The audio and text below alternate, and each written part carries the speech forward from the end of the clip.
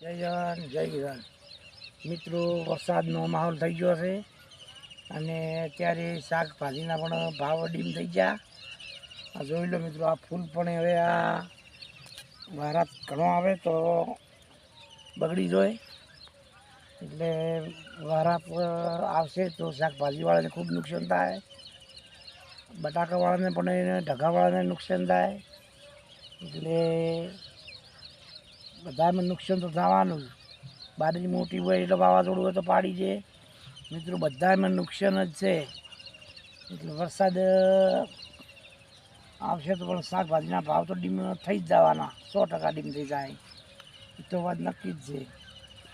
એટલે હવે દવાઈ નાખી કોઈ દવા નાખવા જ ના દે. કેવી રીતે દવા નાખવાની? છોટો ચાલુ કોઈ દવા નાખાય ના. ગમે તેમ કરીને સુધારો લાવવો પડશે. હવે બધા એમાં મરો જ છે. જય જવાન જય કિસાન.